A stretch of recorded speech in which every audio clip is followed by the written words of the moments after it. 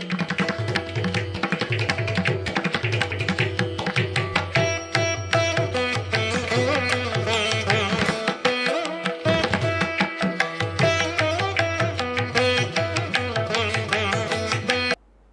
ஆதிமா சிவசக்தி போற்றி. ஓம் ஓம் நமோ நாராயணாய.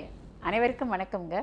உங்கள் அனைவரையும் இந்த 311வது சிறப்பு பதிவு திருவிளையாடல் திருப்பங்கள் தரும் திருத்தங்கள் திருஞான சம்பந்தர் ப்ளஸ் திரு ஆலவாய் சிவன் ஒண்டர்ஃபுல் மிராக்கிள்ஸ் என்னும் சிறப்பு பதிவில் சந்திப்பதில் மிக்க மகிழ்வடைகிறேன். நான் சித்தர் கீதா, மதுரையில் இருக்கிறேன். நான் 17 ஆண்டுகளாக அம்மன் ஆதிமா சக்தி மற்றும் ஆதிசிவன் மூலமாக சைக்கிக் ரேக்கி எனப்படும் உயரக ரேக்கி சிகிச்சையை செய்து வருகிறேன். செய்வது அனைத்தும் அம்மன் தான். சித்தர் என்று கூறப்படுவதும் அவர்கள்தான். நான் அவர்களின் கருவியாவேன்.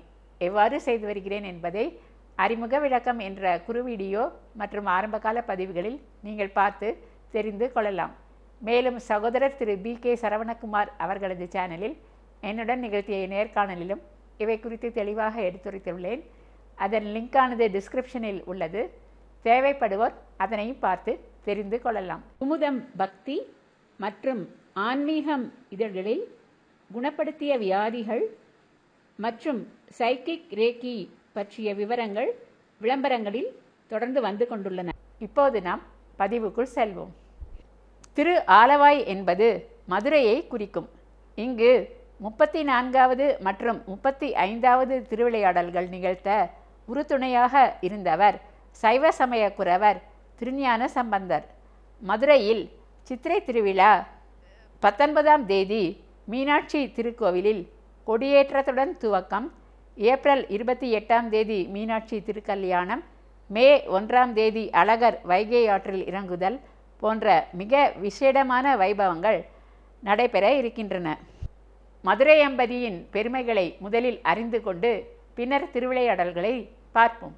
திருக்கைலாய மலையில் வீற்றிருக்கும் எம்பெருமான் சிவனை தரிசிக்க வந்த சூத முனிவரிடம் சம்பபுத்தர் போன்ற முனிவர்கள் வந்து உலகிலேயே மூர்த்தி தலம் தீர்த்தத்தில் மிகச்சிறந்த திருத்தலம் எது என்று கேட்க, அதற்கு மகான் அகத்தியர் முன்பு வியாசருக்கு கூறியதையே நான் உங்களுக்கு தற்சமயம் கூறுகின்றேன். அது திரு ஆலவாயே ஆகும். மேருமலை, திருக்கைலாய மலை, மந்தரமலை, திருக்கேதாரம், காசி போன்ற இடங்களில் சிவமூர்த்திகள் தோன்றுவதற்கு முன்னரே இத்தலத்தின் கடம்ப வனத்திலுள்ள கடம்ப மரத்தடியில் இச்சிவலிங்கம் தோன்றியது. ஆகவே இது மூலலிங்கம் ஆகும்.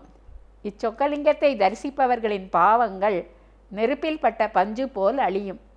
இப்பெருமானை விடியற்காலையில் தரிசித்தால் பெரிய பூமியை தானம் கொடுத்த பலனும், உச்சிக்காலத்தில் வணங்கினால் 1000 பசுக்களை தானம் கொடுத்த பலனும், மாலையில் வணங்கினால் கோடி பசுக்களை தானம் கொடுத்ததால் உண்டாகும் பலனும் கிட்டும். நடு இரவில் வணங்கினால் அசுவமேத யாகம் செய்த பலன் கிட்டும். 4 யாமங்களிலும் முறையாக வணங்குபவர் எல்லா செல்வ நலங்களும் பெற்று முடிவில் வீடு பெற்றையும் பெறுவர். உலகிலுள்ள புண்ணிய தலங்களில் சிவத்தலங்களே மேன்மையானவை. அவற்றில் மேன்மையான 68 தலங்களில் 16 மிகச் சிறப்புடையவை. அப்16ல் சிதம்பரம், காசி, திருக்காலத்தி, திரு ஆலவாய் என்ற 4ம் மிக மிகச் சிறப்பானவை என்றாலும் மிக உயர்ந்தது பேரை கேட்டவுடன் போகத்தையும் பேரின்பத்தையும் அருளும் திரு ஆலவாயே. நதிகளுக்கு அரசி போல் விளங்கும் கங்கை, காவேரி முதலான நதிகள் தோன்றுவதற்கு முன்னரே சோமசுந்தர கடவுள் தனக்கு திருமஞ்சனம் செய்யும் பொருட்டு தன் திரிசூலத்தை ஊன்றி பூமியின் பாதாளத்திலிருந்து பெருக்கெடுத்து வந்த கடலென திரண்ட நீரில் தன் தலையிலிருந்த ஞான கங்கை நீரை தெளித்து தன் நந்தி முதலான கணதேவர்களை அழைத்து இத்தீர்த்தம் ஆதி தீர்த்தம், பரம தீர்த்தம், சிவ தீர்த்தம், ஞான தீர்த்தம், முக்தி தீர்த்தம் ஆகும் என்று கூறி அத்தீர்த்தத்தில் மூழ்கி விரும்பியவற்றை சொக்கநாதரை பூசித்து விரும்பியன அருளி செய்தார். அதுவே பொற்றாமரை குளம் ஆகும். விருத்தாசுரனை கொன்று பிரம்மஹத்தி தோஷம் பீடித்து வருந்திய இந்திரன் எங்கெங்கு அலைந்தும் நிவர்த்தி கிட்டாமல் இறுதியில் பிற தேவர்கள் மூலம் பேரொளி பிளம்பாக கடம்ப வனத்தின் கீழ் விளங்கும் சொக்கநாதர் மகத்துவம் அறிந்து பொற்றாமரை குளத்தில் நீராடி அங்கிருந்த பொன் தாமரை மலரை பறித்து இறைவனுக்கு புனித நீரை அபிஷேகம் செய்வித்து தனது தீராத தோஷம் நீங்க பெற்றான். அதற்கு நன்றி கடனாக காடுகளை அழித்து இறைவனுக்கு கட்டிய கோவிலில் தன் 8 யானைகள் தாங்கும் இந்திர விமானத்தை அமைத்தான். இன்றும் கோவிலில் ஐராவதம், புண்டரீகன் போன்ற இந்திரனின் யானைகள் சொக்கநாதர் கருவறை முன் அழகுற நின்றிருக்கின்றன. இந்திரன் பழி தீர்த்த படலம் திருவிளையாடல் புராணத்தின் முதல் படலம் ஆகும். மதுரையில் மீனாட்சியம்மன் திருக்கோவிலில் சித்திரை திருவிழாவின் இறுதி நிகழ்வாக சித்ரா பௌர்ணமி அன்று இந்திரன் பூஜை நடைபெறும். ஏனென்றால் இந்திரன் இன்றும் அன்று இரவில் வந்து சொக்கேசரை வழிபட்டு செல்கின்றார். அவரது 8 யானைகள் தாங்கிய விமானமே இன்றும் சொக்கேசர் கருவறைக்கு மேல் காணப்படுகிறது. அவற்றின் பெயர்களை மே 1 அன்று அழகர் ஆற்றில் இறங்கும் சிறப்பு பதிவு, அதில் அநேக இரகசியங்கள் வெளிப்பட உள்ளன. அதில் அவசியம் கூறுகிறேன். கிபி 1311 தமிழ்நாட்டுக்கு டில்லி சுல்தான் அலாவுதீன் கில்ஜியின் தளபதி மாலிக் காபூர் படையெடுத்து கிபி 1323 மதுரை மீனாட்சியம்மன் கோவிலை கொள்ளையடிக்க வரும் சமயத்தில் இந்த சொக்கநாத லிங்கத்தை 5 சிவாச்சாரியார்கள் பாதுகாக்க கோவிலின் கருவறைக்கு முன்னர் கிளிக்கூண்டு மற்றும் இரகசிய சுவர்களை எழுப்பி மூடி விட்டனர். பின் 1371 விஜயநகர பேரரசின் இளவரசர் கம்பனார் உயிருடன் இருந்த அவர்களில் ஒரு சிவாச்சாரியார் கூறியதுபடி இரகசிய சுவரை இடித்து கருவறையை கண்டார். 1323 முதல் 1371 வரை வழிபாடின்றி அடைக்கப்பட்டிருந்த கோவிலில் சொக்கநாதர் சன்னதிக்கு முன்னர் இருந்த 2 வெள்ளி விளக்குகளின் தீபங்கள் அணையாமல் இருந்தன. சுவாமிக்கு சாத்தப்பட்ட பூக்கள் வாடவில்லை. சாற்றிய சந்தனக்கலவையோ ஈரமாக இருந்தது. இது உலகமகா அதிசயம் அல்லவா? அது பரம்பொருளின் இருப்பிடம் என்பதற்கு வேறு என்ன சாட்சி வேண்டும்? இன்றும் நீங்கள் மீனாட்சியம்மன் கோவிலுக்கு சென்றால் சொக்கநாதர் சன்னதிக்கு வலது புறத்தில் இந்த கதையானது எழுதப்பெற்றிருக்கும். அதை அவசியம் படித்து மேலும் பல விவரங்களை அறிந்து கொள்ளவும். இத்தகைய புகழ்மிக்க மதுரையில் சமண மதத்தை தழுவி 7ஆம் நூற்றாண்டில் கூன் பாண்டியன், முதுகில் கூன் இருந்ததால் அந்த பெயர், இயற்பெயர் அரிகேசரி மாரவர்மன் ஆகும், ஆட்சி செய்து வந்தார்.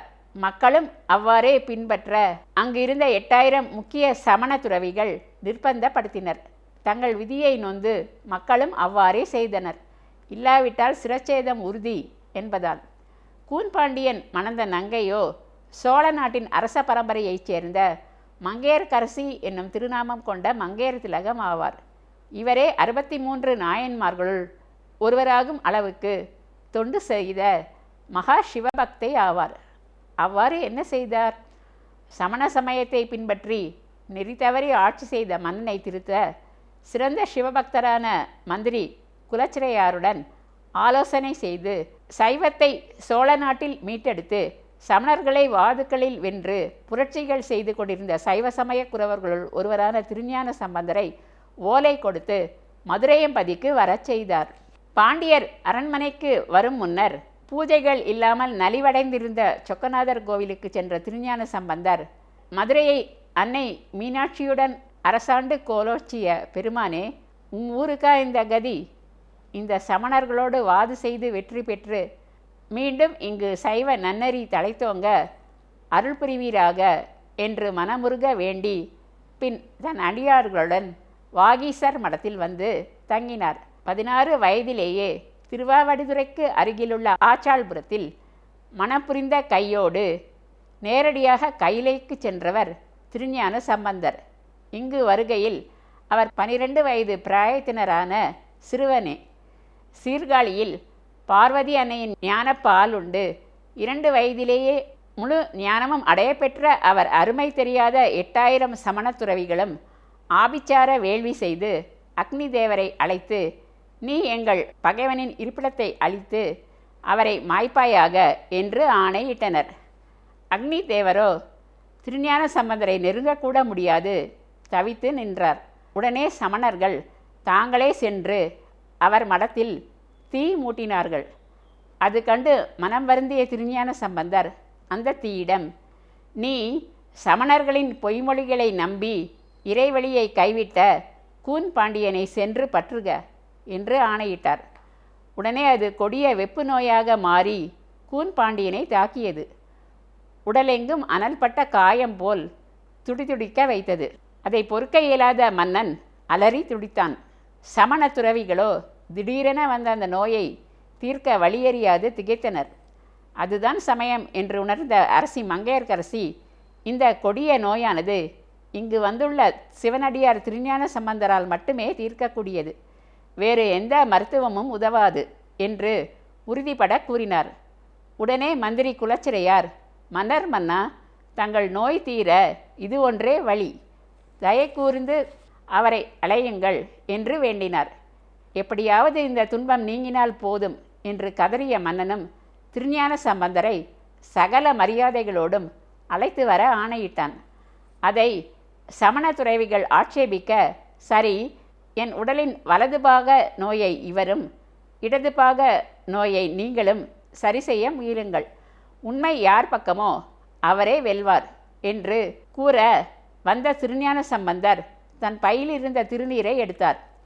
இது மாய மந்திர நீரு என்று சமணர்கள் ஆட்சேபிக்க திருக்கோவில் மடைப்பள்ளி சாம்பலை எடுத்து வரச் செய்து வலது பாகத்தில் தடவினார். அப்போது பாடியதே தேவார பாடலான மந்திரமாவது நீரு, வானவர் மேலது நீரு, சுந்தரமாவது நீரு, துதிக்கப்படுவது நீரு, தந்திரமாவது நீரு, சமயத்தில் உள்ளது நீரு, செந்துவர் வாய்பங்கன் திரு ஆலவாயன் திருநீரே என்று பாடிய 10 தேவார பாடல்கள் ஆகும். 10 பாடல்களும் திருநீரின் மகிமையை கூறி திரு ஆலவாயன் திருநீரே என்றே முடியும். பாடல்கள் முடியவும் பாண்டியனின் வலது பக்க வெப்பு நோய் மறைந்து குளிர்ச்சி அடைந்து பூரண குணமானான். இடது பக்கமோ அவர்கள் தெளித்த கமண்டல நீராலும் தடவிய மயிற்பீலியாலும் மேலும் தீவிர வேதனை அடைந்தது. போதும், நிறுத்துங்கள் என்று ஆணையிட்ட அவன் திருஞான சம்பந்தரை நோக்கி, தேவரீர், இனி நான் சைவ சமயம் தவிர வேறு எதையும் மனதாலும் நினையேன், எனது நோயை முழுமையாக போக்கி அருளுவீராக என்று வேண்ட திருஞான சம்பந்தர் எஞ்சிய சாம்பலை இடது பக்கம் தடவ அவன் பரிபூரண குணம் அடைய பெற்றான். அது கண்டு பொறாத சமணர்கள், மன்னா, இவன் ஏதோ மாய்மாலம் செய்திருக்கிறான், எங்களுக்கு ஒரு வாய்ப்பு தாருங்கள், இவன் சூனியக்காரன் என்று நிரூபிக்கிறோம் என்று சூளுரைத்தனர். அதற்கு திருஞான சம்பந்தர், மன்னா, சிவனது உண்மை மகிமையை விளக்க இதுவே நல்ல வாய்ப்பு, ஆகவே தயை கூர்ந்து இதற்கு அனுமதியுங்கள் என்றார்.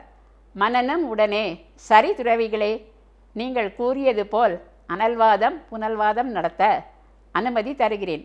இதில் நீங்கள் தோற்றால் சைவ சமய திருநீறு அணிதல் வேண்டும், மறுத்தால் கழுமரத்தில் ஏற்றப்படுவீர்கள் என்று எச்சரித்தான்.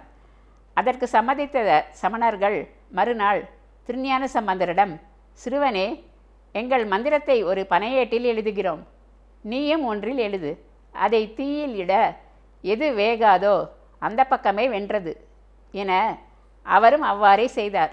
அவர் ஓலை தீயில் கருகாமல் அப்படியே புத்தம் புதிதாக பொலிய, சமணர்கள் ஓலையோ கரிந்து சாம்பலாகி அழிந்தது. அடுத்த புனல்வாதத்தில் ஏடு எழுதி வைகை ஆற்றில் விட வேண்டும். எவர் எழுதிய ஏடு ஆற்றை எதிர்த்து செல்கிறதோ அவரே வென்றவர் என கூறிய சமணர்கள் விட்ட ஏடு ஆற்றில் அடித்து செல்லப்பட திருஞான சம்பந்தர் ஏடோ ஆற்றை எதிர்த்து நெடுந்தூரம் சென்றது.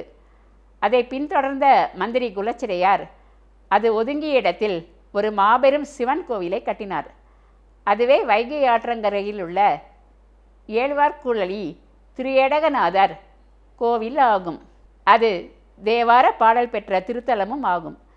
திருஞான சம்பந்தர் எழுதிய அந்த பாடல்தான் என்ன? வாழ்க அந்தணர் வானவர் ஆனினம், வீழ்க தன் புனல் வேந்தனும் ஓங்கவே, ஆழ்க தீயதெல்லாம் அரண் நாமமே, சூழ்க வையகமும் துயர் தீர்க்கவே. இவ்வாறு தீய சமணர் ஏடு நீரில் ஆழ்ந்து அரண், அதாவது ஆதிசிவனின் திருநாமம் வையகத்தில் உள்ளோர் துயர் தீர்க்க மீண்டு எழுந்தது. சாம்பல் பூசாத சமணர் தாமே மனமுவந்து கழுமரம் ஏறி உயிர் துறந்தனர். மக்களோ மகிழ்வுடன் திருநீறு பூசி ஹரஹர மகாதேவா என்று இறைவனை பல்வாறு போற்றி துதித்து பாடி மகிழ்ந்தனர். நலிவுற்ற கோவிலில் பூஜை புனஸ்காரங்கள் என்று அனைத்து சடங்குகளும் மீண்டும் புத்துயிர் பெற்று துவங்கின. இத்தொண்டிற்கு உதவிய மந்திரி குலச்சிறையாரும் 63 நாயன்மார்களுள் ஒருவராகும் பெரும்பேறு பெற்றார். ஆதி சொக்கேசர் புகழ் வாழ்க, அவர்தம் அருந்துணை அன்னை மீனாட்சி அம்மன் புகழ் ஓங்குக. இப்பதிவை இத்துடன் நாம் நிறைவு செய்து கொள்வோம். சப்ஸ்கிரைப் செய்யாதவர்கள் அவசியம் செய்யுமாறு கேட்டுக்கொள்கிறேன். மேலும் கேஸ் விஷயமாக என்னை சந்திக்க விரும்புவர்கள் கீழே வரும் தொலைபேசி எண் 0452420851 என்ற தொலைபேசி எண்ணில் தொடர்பு கொள்ளுமாறு கேட்டுக்கொள்கிறேன். லைக்கும் போட்டு உற்சாகப்படுத்தலாம். கமெண்ட்ஸிலும் தங்கள் கருத்தினை தெரிவிக்கலாம். இதுவரை பொறுமையாக பார்த்த உங்கள் அனைவருக்கும் எனது மனமார்ந்த நன்றிகள். வணக்கம்.